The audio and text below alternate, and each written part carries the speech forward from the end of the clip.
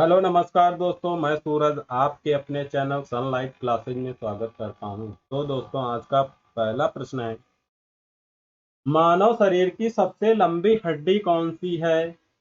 तो ऑप्शन है radius, ulna, tibia, femur. तो मानव शरीर की सबसे लंबी हड्डी कौन सी है? तो इसमें कौन सा राइट ऑप्शन होगा, कौन सा सही होगा? तो ऑप्शन नंबर डी सही होगा, फीमर। मानव शरीर की सबसे लंबी हड्डी फीमर है। तो यहाँ पे पहला पॉइंट क्या है? मानव शरीर की सबसे लंबी हड्डी कहाँ की होती है? तो जांघ की हड्डी होती है। कहाँ की होती है? जांघ की हड्डी होती है। और अगला पॉइंट है, हाथ की हड्डी को रेडियस अल्ना कहा जाता है। हाथ की हड्डी को क्या कहा जाता है? रेडियस अल्ना कहा जाता है। अगला पॉइंट है, पैर की हड्डी को क्या कहा जाता है? तो टिबिया फिबुला कहा जाता है। पैर की हड्डी को टिबिया फिबुला कहा जाता है। दोस्तों, अगला पॉइंट है, बाह की हड्डी को ह्यूमरस कहा जाता है। बाह की हड्डी को क्या कहा जाता है? तो ह्यूमरस कहा जाता है बाह की हड्डी को। अगला पॉइंट है, शरीर की सबसे मजबूत हड्डी कहाँ की होती है? तो जबड़े की हड्डी होती है। एनेमल, जबड़े की हड्डी की कौन सी? दांत की हड्डी एनेमल होती है। ठीक है। अगला पॉइंट है, शरीर की सबसे छोटी हड्डी कौन कौन सी है? तो स्टेपिस है। तो कहाँ पाई जाती है स्टेपिस? कान में पाई जाती है। कहाँ पे? कान में। तो दोस्तों, प्रश्न नंबर 2 है, सोवियत संघ किस वर्ष टूटा था? सोवियत संघ किस वर्ष टूटा था? तो ऑप्शन है 1880, 1900, 2000, 1991। तो कौन सा ऑप्शन सही होगा? तो ऑप्शन नंबर डी सही होगा। कौन सा? ऑप्शन नंबर डी सही होगा। 1991 में सोवियत संघ 1991 में टूटा था। पॉइंट है, रूस दुनिया का सबसे बड़ा देश है। इसमें क्षेत्रफल की दृष्टि में सबसे बड़ा है। क्षेत्रफल की दृष्टि में रूस सबसे बड़ा है। अगला पॉइंट है, रूस एकमात्र देश है जो दो महादेशों में स्थित है। कौन कौन से? एक तो एशिया और दूसरा यूरोप में। अगला पॉइंट है, विश्व के 7 बड़े देश क्रम में इस रूप में है। पहला है रूस, दूसरे नंबर पे कौन सा है? कनाडा है, तीसरे नंबर पर चीन है, चौथे नंबर पे कौन सा है? अमेरिका है, और पांचवें नंबर पे कौन सा है? क्षेत्रफल की दृष्टि से पांचवें नंबर पे कौन सा है? ब्राजील। और छठे नंबर पे कौन सा है? ऑस्ट्रेलिया। और सातवें नंबर पे कौन सा है? भारत। ये सब किसमें है? क्षेत्रफल की दृष्टि में सबसे बड़े देश हैं। और अगला पॉइंट है, सोवियत संघ का विघटन 26 दिसंबर 1991 को हुआ था। सोवियत संघ का विघटन 26 दिसंबर 1991 में हुआ था। अगला पॉइंट, अगला प्रश्न है, प्रश्न नंबर 3, नर्मदा नदी मध्य प्रदेश में कहां से निकलती है? नर्मदा नदी मध्य प्रदेश में कहां से निकलती है? ऑप्शन है आरावली की पहाड़ियों से, आरावली की पहाड़ियों से। अगला ऑप्शन है अमरकंटक की पहाड़ियों से। अगला ऑप्शन है नीलगिरी की पहाड़ियों से। अगला ऑप्शन डी है सतपुड़ा पर्वत श्रेणी से।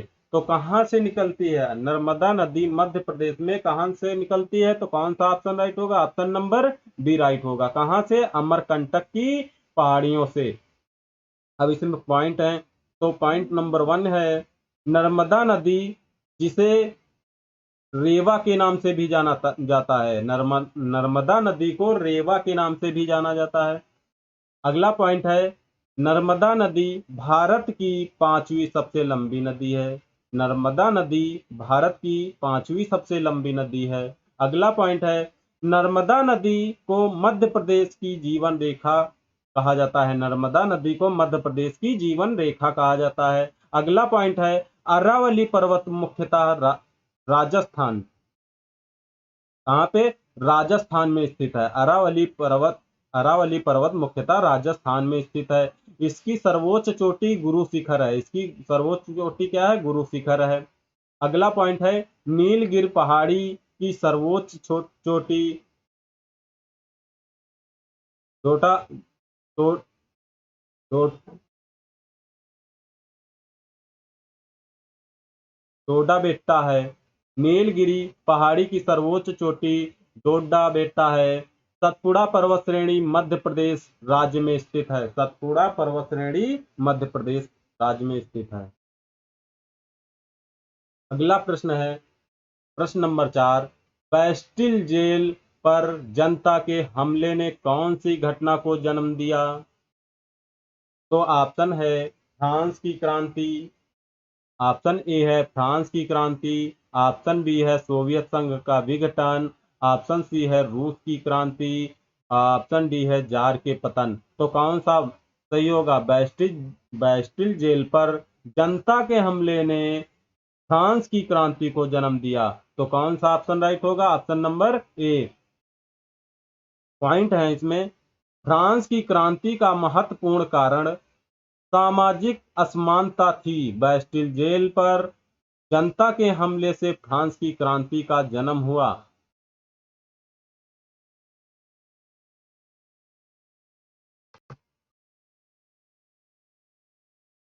सोवियत संघ का विघटन 26 दिसंबर 1991 में हुआ। सोवियत संघ का विघटन 26 दिसंबर 1991 में हुआ। अगला पॉइंट है रूस की क्रांति 1971 ईस्वी में हुई थी। रूस की क्रांति किस वर्ष हुई? तो 1971 ईस्वी में हुई। अगला पॉइंट है रूसी क्रांति के परिणाम स्वरूप जार के स्वेच्छाचारी शासन का अंत हुआ। रूसी क्रांति के परिणाम स्वरूप जार के स्वेच्छाचारी शासन का अंत हुआ। प्रश्न नंबर 5 है। प्रश्न नंबर 5 क्या कहता है? पत्तियों में मौजूद हरा रंग किस नाम से जाना जाता है? पत्तियों में मौजूद हरा रंग किस नाम से जाना जाता है? तो ऑप्शन ए है टिश्यू, ऑप्शन बी है क्लोरोफिल, ऑप्शन सी है फ्लोएम, ऑप्शन डी है जाइलम। तो पत्तियों में मौजूद हरा रंग क्लोरोफिल के नाम से जाना जाता है। ऑप्शन नंबर बी राइट होगा। दोस्तों अगला पॉइंट है पौधे में भोजन के निर्माण के लिए सूर्य के प्रकाश का सूर्य के प्रकाश का निर्माण करते हैं, जिसमें पौधे की पत्तियां महत्वपूर्ण भूमिका निभाती हैं। पौधे की पत्तियों में एक हरा वर्णक होता है जिसे क्लोरोफिल कहा जाता है। जिसे क्या कहा जाता है? क्लोरोफिल कहा जाता है। इसकी उपस्थिति के कारण ही पेड़ की पत्तियों का रंग हरा होता है। अगला पॉइंट है टिश्यू उत्तक। एक ही प्रकार के कोशिकाओं के समूह को उत्तक कहते हैं। एक ही प्रकार के कोशिकाओं के समूह को क्या कहते हैं? टिश्यू या उत्तक कहते हैं।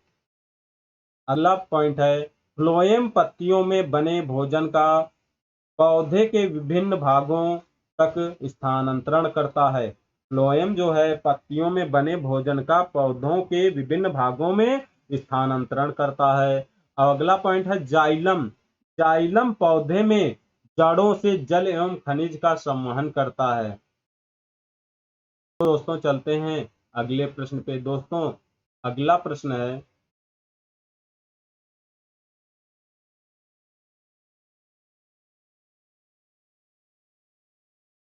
प्रश्न नंबर 6, कौन सा भारतीय अर्थव्यवस्था का प्राथमिक क्षेत्र है? तो ऑप्शन है ए है बैंकिंग, बी है सूचना और प्रौद्योगिकी, और सी है कृषि, ऑप्शन डी है न्याय तंत्र। तो इसमें कौन सा ऑप्शन सही होगा? कौन सा भारतीय अर्थव्यवस्था का प्राथमिक क्षेत्र है? तो इसमें ऑप्शन नंबर सी सही होगा, कृषि। तो इसमें पॉइंट नंबर 1, प्राथमिक क्षेत्र अर्थव्यवस्था का वह क्षेत्र है जो प्राकृतिक संसाधनों का सीधा उपयोग करता है।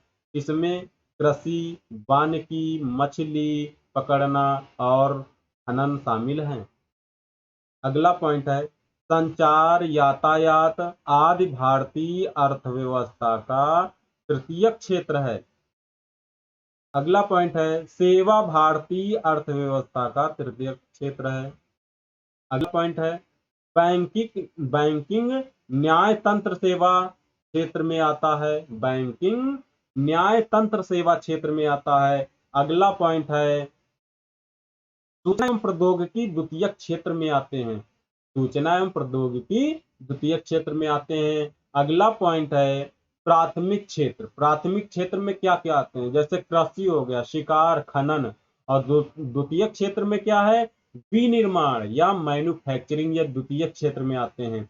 अगला पॉइंट है तृतीयक क्षेत्र, तृतीयक क्षेत्र में क्या आती हैं, तो सेवाएं आती हैं, सर्विस।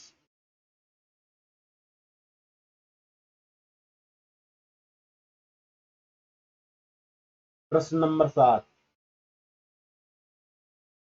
प्रश्न नंबर 7 क्या कहता है, किसको लाइट ऑफ एशिया के रूप में जाना जाता है, किसको लाइट ऑफ एशिया के रूप में जाना जाता है? ऑप्शन ए भूमि को,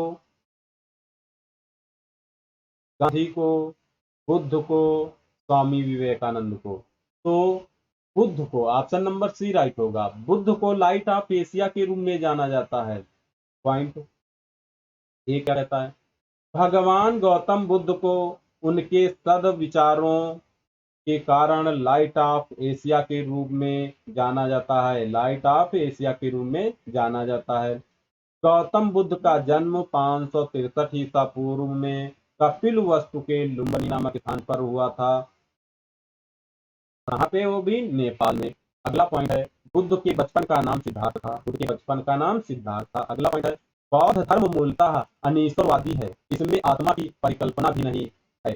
अगला पॉइंट है बौद्ध धर्म में पुनर्जन्म की मान्यता नहीं है, ठीक है। अगला पॉइंट है बौद्ध धर्म में प्रविष्ट होने को उपसंपदा कहा जाता है, बौद्ध धर्म में प्रविष्ट होने को क्या कहा जाता है, तो उपसंपदा कहा जाता है। तो अगला प्रश्न है श्रीलंका में गृह युद्ध कब समाप्त हुआ, श्रीलंका में गृह युद्ध कब समाप्त हुआ? तो ऑप्शन है 2001, अगला ऑप्शन है 1909, अगला ऑप्शन है 2009, अगला ऑप्शन है 1800। कौन सा ऑप्शन राइट होगा? श्रीलंका में गृह युद्ध कब समाप्त हुआ? तो श्रीलंका में गृह युद्ध 2009 को समाप्त हुआ। कब हुआ? 2009 को समाप्त हुआ। तो ऑप्शन नंबर सी राइट होगा। पॉइंट श्रीलंका की राजधानी कोलंबो, श्रीलंका की राजधानी कोलंबो है, जो कि आर्थिक है, आर्थिक राजधानी है, जबकि प्रशासनिक राजधानी श्री जयवर्धने हो गई है, या श्री जयवर्धने को कोटे हो गई है। श्रीलंका भारत का सबसे निकटतम समुद्री पड़ोसी देश है, श्रीलंका जो है भारत का सबसे निकटतम समुद्री पड़ोसी देश है। अगला पॉइंट है श्रीलंका भारत के मध्य पाक जल संधि स्थित है, श्रीलंका और भारत के मध्य पाक जल संधि स्थित है। दोस्तों अगला पॉइंट है, अगला प्रश्न है प्रश्न नंबर 9, निम्नलिखित में से कौन सा स्थल 1920 में भारतीय राष्ट्रीय कांग्रेस की बैठक हुई थी? निम्नलिखित में कौन से स्थल पर 1920 में भारतीय राष्ट्रीय कांग्रेस की बैठक हुई थी? तो ऑप्शन है तिरुवनंतपुरम, ऑप्शन है नागपुर, अगला ऑप्शन है मुंबई, और उसके बाद त्रिपुरा। कहाँ पे हुई है? ऑप्शन नंबर कौन सा होगा? तो ऑप्शन नंबर बी सही होगा। कहाँ पे हुई थी? नागपुर में हुई थी। कहाँ पे हुई थी? नागपुर में हुई थी। तो दोस्तों पॉइंट है भारतीय राष्ट्रीय कांग्रेस की स्थापना 1985 ईस्वी में हुई थी, भारतीय राष्ट्रीय कांग्रेस की स्थापना कब हुई थी? तो 1985 ईस्वी में हुई थी। भारतीय राष्ट्रीय कांग्रेस के प्रथम अध्यक्ष कौन थे? तो डब्ल्यू.टी. बनर्जी थे। अगला पॉइंट है गांधी जी भारतीय राष्ट्रीय कांग्रेस के एकमात्र अधिवेशन में भाग लिया था, उस अधिवेशन का नाम था बेलगांव अधिवेशन, 1924 की अध्यक्षता की थी। गांधी जी राष्ट्रीय कांग्रेस के एकमात्र अधिवेशन बेलगांव अधिवेशन की अध्यक्षता की थी, वो भी कब? 1924 में। अगला पॉइंट है पूर्ण स्वराज शब्द की मांग लाहौर अधिवेशन 1929 में की थी, पूर्ण शब्द की मांग लाहौर अधिवेशन में 1924 ईस्वी में की गई थी। तो प्रश्न नंबर 10 क्या कहता है, नमक का रासायनिक नाम क्या है? नमक का रासायनिक नाम क्या है? Sodium carbonate. अगला ऑप्शन है हाइड्रोजन क्लोराइड, अगला ऑप्शन है सोडियम हाइड्रोजन कार्बोनेट, अगला ऑप्शन है सोडियम क्लोराइड। तो नमक का रासायनिक नाम sodium chloride, option number D right होगा। सोडियम कार्बोनेट का सूत्र क्या होता है? Na2CO3, और इसका व्यापारिक नाम क्या है? Soda S. इधर रासायनिक नाम हो गया, इधर व्यापारिक नाम हो गया। जैसे हाइड्रोजन, हाइड्रोजन का सूत्र क्या होता है? HCl, और इस व्यापारिक नाम क्या है? नमक का जल, नमक का जल। और यहाँ पे sodium hydrogen carbonate NaHCO3 sodium bicarbonate भी कहते हैं। इसको क्या, इसका व्यापारिक नाम क्या है? Baking soda. और bleaching powder, bleaching powder CaOC2,